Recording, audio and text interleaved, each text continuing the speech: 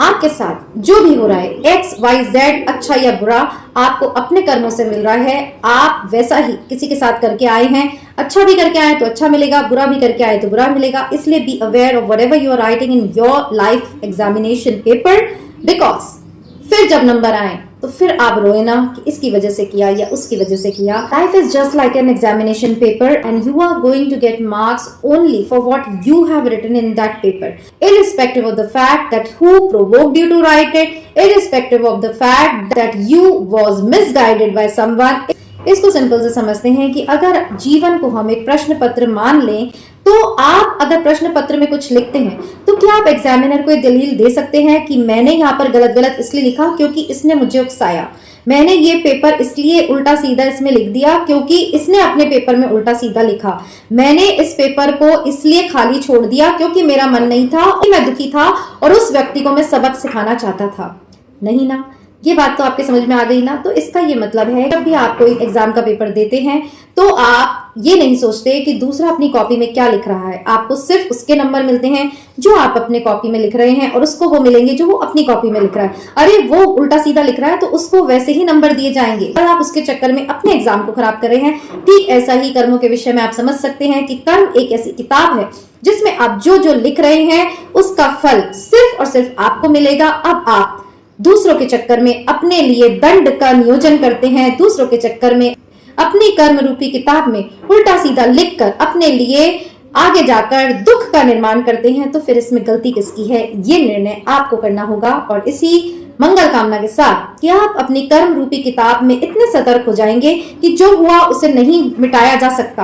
But अब जो आप जिन चैप्टर्स को लिख रहे हैं उसमें जरूर आप अवेयरनेस के साथ इन कर्मों को करिए ताकि आगे जाके रोना ना पड़े कि उसने हमें धोखा दिया, उसने हमारे साथ छल किया। प्रॉब्लम वहां आती है जहां इस जन्म में हम बहुत अच्छे होते हैं, हम भूल जाते हैं कि हम क्या करके आए हैं, बट फिर भी हमें दुख मिलता है। तो इन सभी प्रश्नों का जवाब हमने बहुत डिटेलिंग में गीता के चैप्टर्स को पढ़ते पढ़ते दिया है। फिलहाल आपको ये समझने की जरूरत है कि आपके साथ जो भी हो रहा है एक्स वाई जेड, अच्छा या बुरा, आपको अपने कर्मों से मिल रहा है। आप वैसा ही किसी के साथ करके आए हैं, अच्छा भी करके आए तो अच्छा मिलेगा, बुरा भी करके आए तो बुरा मिलेगा। इसलिए be aware of whatever you are writing in your life examination paper, because फिर जब नंबर आए तो फिर आप रोए ना कि इसकी वजह से किया या उसकी वजह से किया। यही अवेयरनेस गीता हमें सिखाती है और इसी का प्रैक्टिकल एप्लीकेशन हमें जीवन में करना है। बहुत ही इंपॉर्टेंट बात मैं आपसे शेयर करना चाहती हूँ ताकि इस पूरी गीता का सार इस एक ही बात में आ जाएगा, वो ये कि पूरी गीता में हमने सारे चैप्टर्स में जो पढ़ा, ईश्वर ने सबसे ज्यादा जोर दिया है हमारी कर्मों की अवेयरनेस पर। अब श्री कृष्ण कहते हैं कर्म कर, फल की इच्छा मत कर।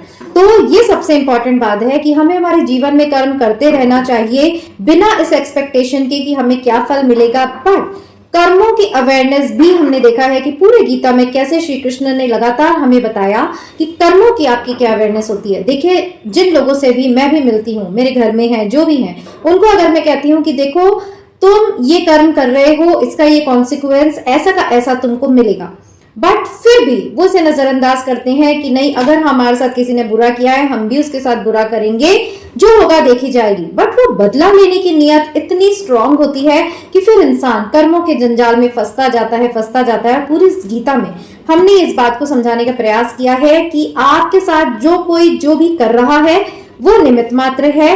वही लोग आपसे बदले लेने आ रहे हैं जिनका कि आपने किसी जन्म में बुरा किया है। प्रॉब्लम वहां होती है जब हम ये भूल जाते हैं कि हम क्या क्या करके आए हैं और आने वाले लोगों को हमारे शत्रु समझकर फिर नए कर्मों को जोड़ लेते हैं, उनसे बदले लेते हैं और फिर ऐसी फील्ड डेस्टिनी की तैयार करते हैं। फिर ऐसे लोगों को भेजा जाता है जो कि आपका फिर नुकसान करने आएंगे क्योंकि आपने वो अपने कर्मों से किया है। अब बहुत ही कंफ्यूजिंग लग रहा होगा पर यही सच्चाई है। इसी बात को हमने बहुत ही सरलता से इसमें समझाया। सिंपल सी बात है, एक बात अगर आप गांठ बांध ले, इसको सिंपल से समझते हैं कि अगर जीवन को हम एक प्रश्न पत्र मान लें, तो आप अगर प्रश्न पत्र में कुछ लिखते हैं तो क्या आप एग्जामिनर को एक दलील दे सकते हैं कि मैंने यहाँ पर गलत गलत इसलिए लिखा क्योंकि इसने मुझे उकसाया, मैंने ये पेपर इसलिए उल्टा सीधा इसमें लिख दिया क्योंकि इसने अपने पेपर में उल्टा सीधा लिखा, मैंने इस पेपर को इसलिए खाली छोड़ दिया क्योंकि मेरा मन नहीं था। और इसमें भगवान ने बताया कि मेरा ये गुह्यतम ज्ञान उसी को मिलेगा जो कि इसका पात्र होगा। हम सोचते हैं कि हमने इतना अच्छा बोला, ये वीडियो अच्छा बनाया, ये हम उस तक पहुंचाएं, ये हम हमारे अपनों को सुनाएं ताकि उनका जीवन बदल जाए। बट कृष्ण कहते हैं सुनेगा वही जिस पर मेरी कृपा होगी, इसीलिए इन लोगों में अपनी ऊर्जा मत लगाओ। बट हाँ, श्री कृष्ण ने यहाँ एक बात की कि अगर आप भक्तों को मेरा चित्रण करते हैं, मेरे बारे में बताते हैं, तो वो भक्त मुझे अति प्रिय है, क्योंकि वो मेरी बात कर रहा है, वो लोगों को मेरी ओर भेज रहा है। और अंत पंत देखिए, सभी को, मेरे गुरु कहते थे कि जो ईश्वर है वो सभी को अपनी ओर खींच रहे हैं, इस जन्म में नहीं तो अगले जन्म में। चलिए, इस जन्म में आप भोग विलासिता में डूबे रहिए, कर्म बनाते रहिए, भोगते रहिए, अगला जन्म लीजिए, उसमें फिर ईश्वर आपको मौका देंगे, फिर से अपने आप में बदलाव करने का आपके पास मौका होगा, फिर भी नहीं सुधरेंगे तो ऐसे कई जन्म बीत जाएंगे। पर एक न एक दिन तो सबको इस ओर आना ही है, सबको शुद्ध होकर उस ईश्वरीय चेतना में विलीन होना है, ऐसा भगवान ने उपसंहार में बताया।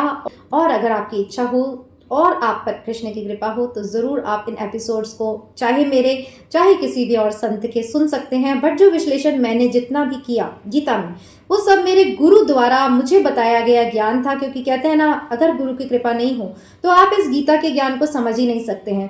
तो एक एक श्लोक का क्या अर्थ होता है कि भगवान ने कहा है मैं उसका योगक्षेम वहन करूंगा जो मेरी ओर आएगा, क्या अर्थ होता है कि अगर आप उसको सरेंडर कर देते हैं तो वो करेगा तो लोगों के माध्यम से, बट उसको फिर अपने खाने पीने किसी भी चीज की चिंता नहीं रहेगी।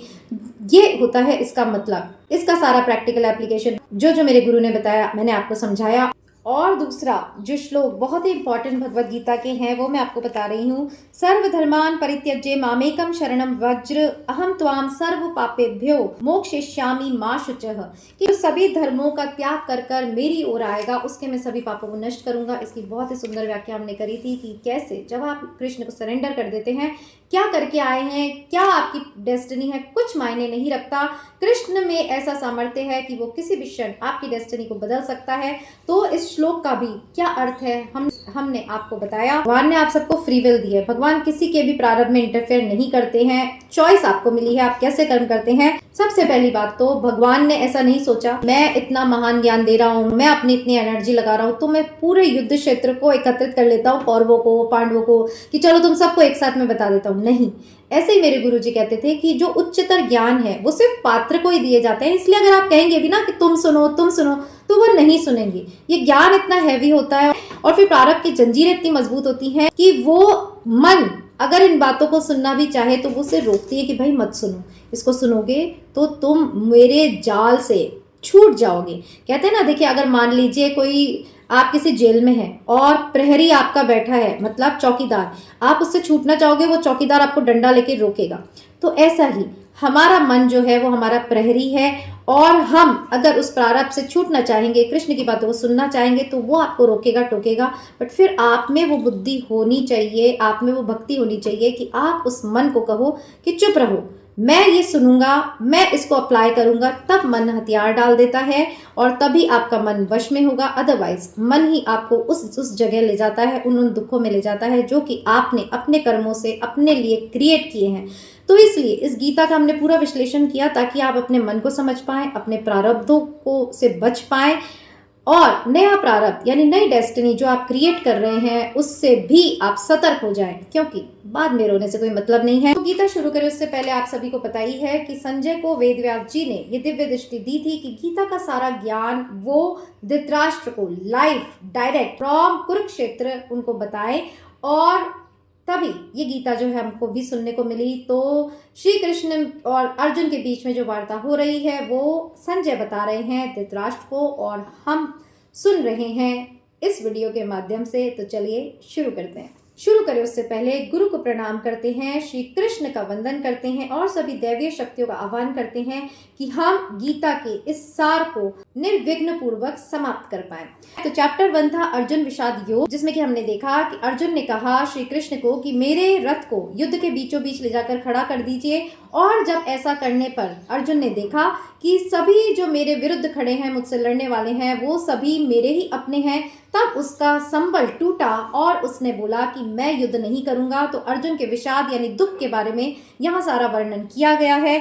सेकंड चैप्टर आता है गीता का सार, जिसमें जब श्री कृष्ण अर्जुन को देखते हैं और अर्जुन अपने हथियारों को एक तरफ रखकर रथ पर दुखी होकर एक ओर जाकर बैठ जाता है। इसमें जब कृष्ण ऐसी स्थिति अर्जुन की देखते हैं तो फिर वो अर्जुन को समझाने का प्रयास कर रहे हैं कि तुम किससे डर रहे हो, किसको मारने की बात कर रहे हो, ये सब तो पहले ही मर चुके हैं। और कृष्ण इस चैप्टर में पूरे गीता के सार को शॉर्ट में बताते हैं कि कैसे ये आत्मा अजर और अमर होती है और कैसे तुम्हें युद्ध करना चाहिए, अवश्य करना चाहिए, क्योंकि युद्ध जो करना है वो तुम्हारा कर्तव्य है। आगे चलते हैं कर्म योग। यहाँ पर श्री कृष्ण ने कर्मों की व्याख्या करी है, जो कि सबसे इंपॉर्टेंट तीसरा चैप्टर है। तो थर्ड चैप्टर कर्मयोग में कृष्ण ने बताया आपको कर्म किस प्रकार करने चाहिए, कौन से कर्म सत्कर्म होते हैं, कौन से कर्म आपको पाप की ओर ले जाते हैं। इन सभी चैप्टर्स का विश्लेषण कर्म योग में किया गया है और ये भी कि कर्म किस तरह आपको मुक्ति की ओर ले जा सकते हैं। कोई भी ऐसा व्यक्ति नहीं है जो कि कर्म किए बिना, चाहे वो पृथ्वी हो चाहे देवता लोग हो, कर्म किए बिना कोई भी नहीं रह सकता। आप नहीं भी चाहेंगे तो भी ये प्रकृति प्रारब्धवश आपको कर्म कराएगी।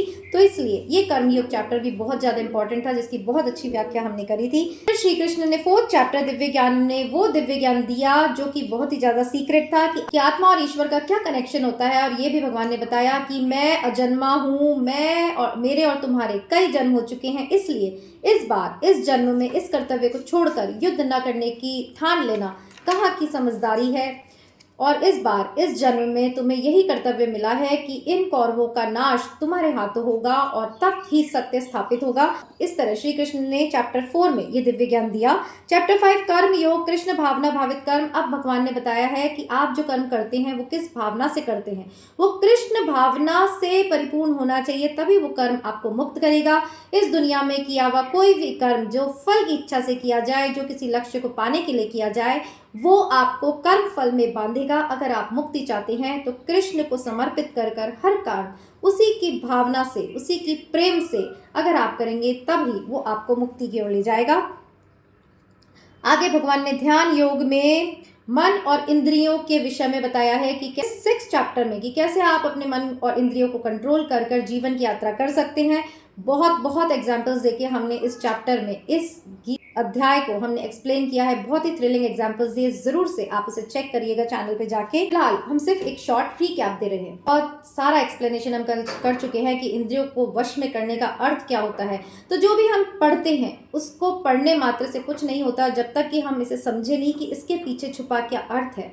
इसीलिए गीता तो तभी समझ में आएगी जब कोई आपको समझाएगा, और वो भी तभी होगा, आप समझेंगे भी जब ईश्वर पर आपकी कृपा होगी। तो 7वां अध्याय था भगवत ज्ञान। यहाँ भगवान ने बताया है कि समस्त कर्मों का कारण जो है वो मैं ही हूँ। तुम देखते हो कि मैं करता हूँ या ये कर रहा है या वो कर रहा है, बट अल्टीमेटली ये जो देवी देवताओं की पूजा भी हम करते हैं, समस्त प्रकृति में जो भी हो रहे कारणों का कारण सिर्फ मैं हूँ, ऐसा भगवान ने भगवत ज्ञान यानी चैप्टर 7 में बताया है। 8वां अध्याय जो है वो है भगवत प्राप्ति। फिर यहाँ श्री कृष्ण भगवान ने बताया कि आप मुझ तक कैसे पहुंच सकते हो, मुझको कैसे पा सकते हो, कौन से भावों की पवित्रता, मनसा वाचा कर्मणा, आपको अपने आप को पवित्र रखना होगा, तब जाकर निरंतर स्मरण करते हुए हर काम मेरे अधीन करते हुए आप मुझे पा सकते हैं। यही श्री कृष्ण ने भगवत प्राप्ति चैप्टर 8 में बताया है। चैप्टर 9 परम गुह्य ज्ञान। परम गुह्य ज्ञान इस चैप्टर में, परम गुह्य मीन्स सबसे ज्यादा सीक्रेट ज्ञान, ईश्वर ने बताया है कि तुम मुझ तक कैसे पहुंच सकते हो। मुझ तक पहुंचने का रास्ता तो सिर्फ भक्ति के थ्रू होके ही गुजरता है। निरंतर जब आप मेरा स्मरण करेंगे, जब मुझे याद करेंगे, जब हर किसी में मुझको देखेंगे, ही आप मेरी ओर कदम बढ़ा पाएंगे, ऐसा भगवान ने इस परम गुह्य ज्ञान चैप्टर 9 में कहा है। अध्याय 10 श्री भगवान का ऐश्वर्य। ये जो चैप्टर था बहुत ही ज्यादा थ्रिलिंग था। इसमें हमने देखा कि भगवान ने बताया कि समस्त ऐश्वर्य जो तुम देख रहे हो वो तो तुम्हारी आंखों से देख रहे हो, इसके भी पार अनंत ब्रह्मांड, ये एक ब्रह्मांड में तुम रहते हो, अनंत ब्रह्मांड मेरे ऐश्वर्य से प्रकाशित हो रहा है। जितना कुछ भी तुम सोच सकते हो, जितना कुछ भी तुम पाना चाहते हो, वो सब मेरी प्रकृति है, मेरा ऐश्वर्य है। और अगर तुम मेरी ओर आओगे तो ये ऐश्वर्य जिसके तुम पीछे भाग रहे हो, उसे मैं तुम्हें यूं तुम्हारे कदमों में लाके रख दूंगा। ऐसा ऐश्वर्य भगवान ने यहाँ अर्जुन को बताया। अध्याय 10 में भगवान का ऐश्वर्य देखने के बाद अध्याय 11 में श्री कृष्ण से अर्जुन ने ये प्रार्थना की कि मुझे अपना विराट रूप दिखाइए। और जब श्री कृष्ण ने अपना विराट रूप दिखाया, जिसमें कि अर्जुन ने अपनी दिव्य दृष्टि से देखा कि श्री कृष्ण के अनेक मुख है, अनेक हाथ है, सभी जितनी भी चीजें हमें दिखती है सब श्री कृष्ण में समाहित हो रही हैं, कुछ भी कृष्ण के बाहर नहीं है। ये कौरव, इनकी सेना सब कृष्ण के मुख में प्रवेश कर रही हैं। तो ये सारा दृश्य देखकर अर्जुन भयभीत हो गए और उन्होंने इस अध्याय के अंत में जाकर श्री कृष्ण से प्रार्थना करी कि अपना ये विराट रूप समेटिए और मुझे अपने सौम्य रूप का, यानी अभी का जो रूप है उसका दर्शन कराइए। तो ये श्री कृष्ण के विराट रूप है और गीता में जो लिखा है उसका पीछे का जो भाव है वो मैंने आपको बताया। तो बहुत डिटेल में उसमें मैंने समझाया था कि विराट रूप क्या है, कि जब आप देखते हैं आपके आसपास कितनी सारी मिस हैपनिंग्स हो रही है, अखबार उठाते हैं, बस खाई में गिर गई, किसी का बच्चा मर गया, कोई शादी करने जा रहा था, पूरी बस पलट गई, दूल्हा भी खत्म हो गया। जब हम ऐसी चीज़ें देखते हैं तो यही ईश्वर का विराट दर्शन है और इसे देखकर हमें समझना चाहिए जीवन कितना कीमती है, उसे इसकी उसकी करने में नहीं लगाना चाहिए, बल्कि अपनी कॉन्शियसनेस को ऊंचा उठाने में उसका प्रयोग करना चाहिए। फिर अध्याय 12 में भक्ति योग में भगवान ने बताया कि कैसे शुद्ध प्रेम, शुद्ध विश्वास, तुम भक्ति के मार्ग से ही मुझे पा सकते हो।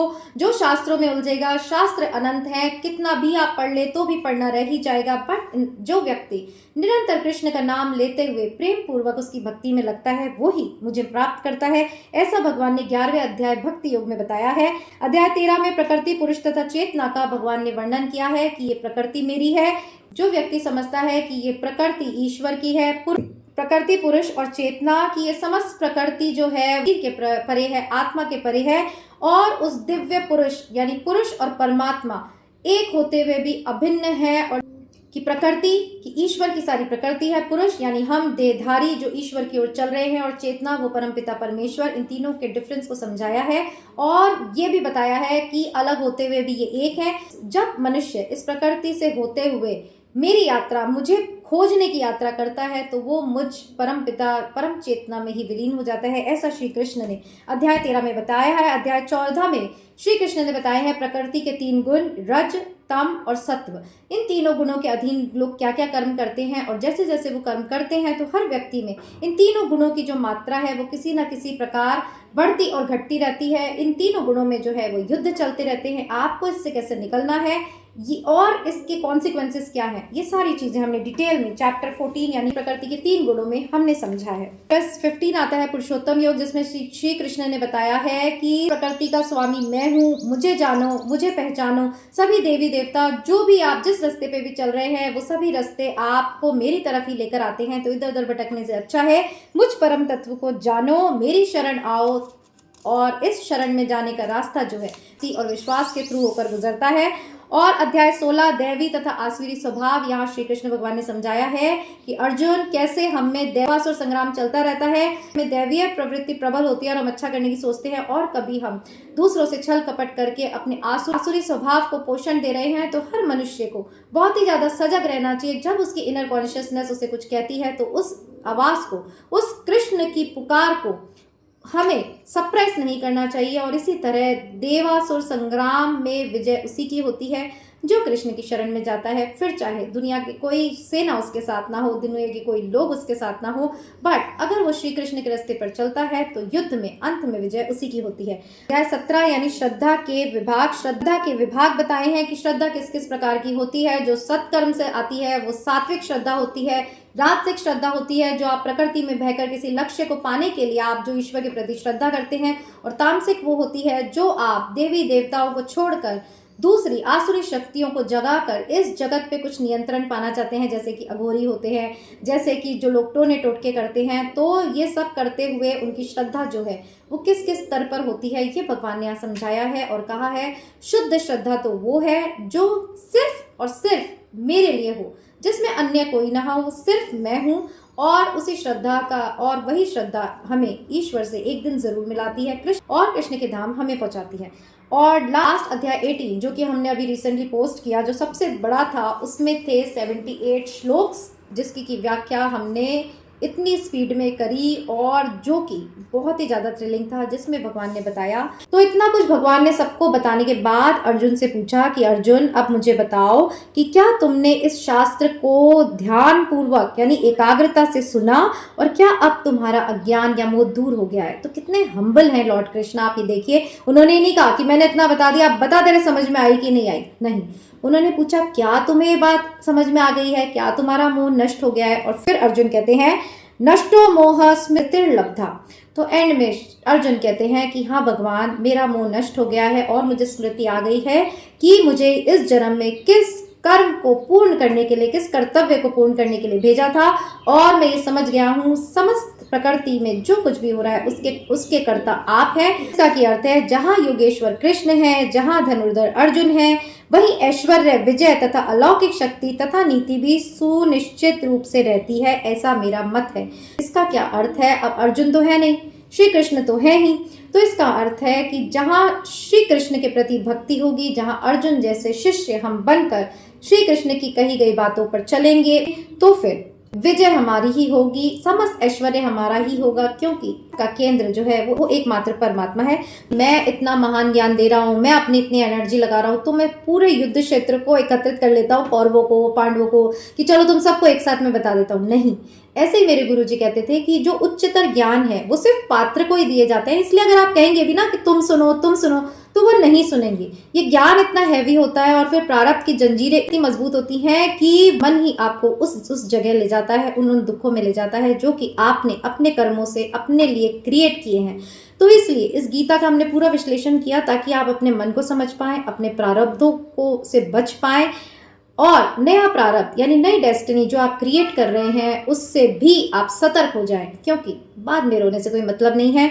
और अगर ये गीता सुनकर भी उसे अप्लाई नहीं करी तो फिर ये सब सुनने से भी कोई मतलब नहीं है। सो होप आपको ये पूरा एपिसोड जरूर पसंद आया होगा, और आपको भक्ति में रत रहना ही चाहिए, भक्ति रूपी लौ को हमेशा जलाकर रखनी चाहिए। और एक बात जो श्री कृष्ण भगवान ने कही है, यदा यदा ही धर्मस्य ग्लानिर्भवति भारत अभ्युत्थानम धर्मस्य तदात्मानं सृजाम्यहम्, कि जब जब धर्म की हानि होगी मैं आऊंगा।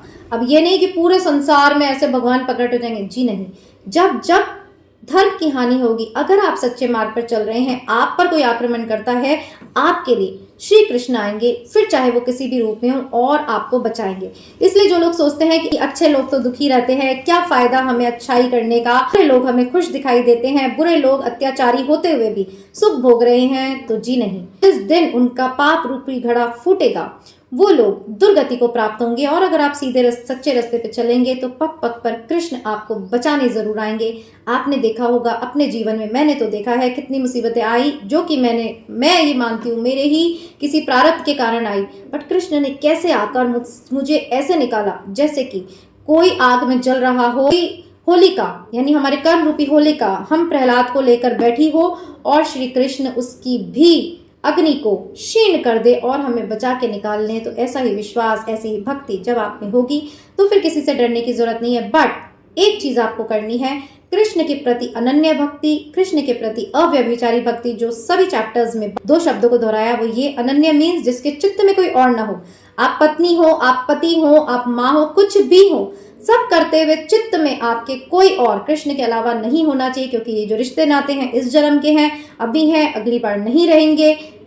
पिछले वाले भूल गए, ये भी भूल जाएंगे। ये अवेयरनेस हमेशा आपके दिमाग में बनी रहनी चाहिए। सबके लिए सब कीजिए, बट अंदर से कोई अन्य आपके हृदय में नहीं होना चाहिए। और सेकेंड, अव्यभिचारी भक्ति। अव्यभिचारी भक्ति भी, इसका भी यही मतलब होता है कि कृष्ण के अलावा कि कोई पत्नी अगर कहते हैं ना इसकी अव्यभिचारी हो गई है, इसका मतलब इससे अपने पति को छोड़कर वो किसी और का चिंतन कर रही है। तो ऐसे ही कृष्ण को छोड़कर आपको किसी का चिंतन करने की जरूरत नहीं है।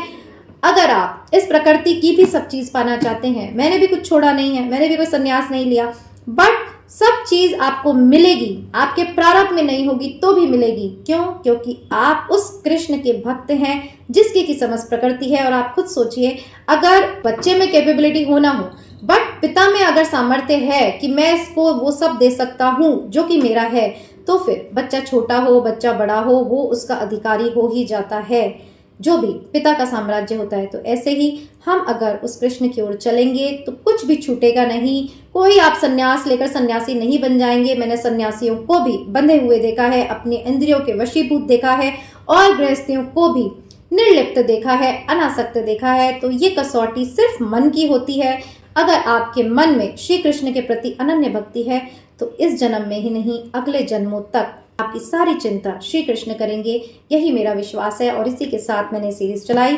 गुरु को धन्यवाद देती हूँ, उन्हीं का दिया हुआ सारा ज्ञान जो है मैं आप तक पहुँचा पाई। मुझे भी रिविजन हुआ कि वो मुझसे क्या कहते थे और मेरी कहाँ कहाँ कमी है और मुझे अब क्या क्या करना है, ये भी मुझे वापस से याद आ गया। उसके लिए भी गुरु को धन्यवाद। श्री कृष्ण की कृपा के बिना तो देखो कोई उसके का गुणगान कर ही नहीं सकता, तो उस कृष्ण को भी मैं धन्यवाद देती हूँ जो कि मेरे इष्ट हैं, कि उन्होंने मुझे इतना सामर्थ्य दिया कि मैं उनका चित्रण कर पाऊँ, मैं उनका गुणगान कर पाऊँ। और जिन भी लोगों ने इस सीरीज को चलाने के लिए मुझे प्रेरित किया, उन सभी का भी धन्यवाद, जिसने जितना भी सुना हो। बट हमारा ये यज्ञ आज पूर्ण हुआ और फिर से हम नए नए टॉपिक्स लेंगे और हमारे जीवन को सुंदर बनाने की कोशिश करेंगे। फिलहाल इस वीडियो में इतना ही, और मिलेंगे फिर यहीं और कहा इट्स मी मैं हूं पर।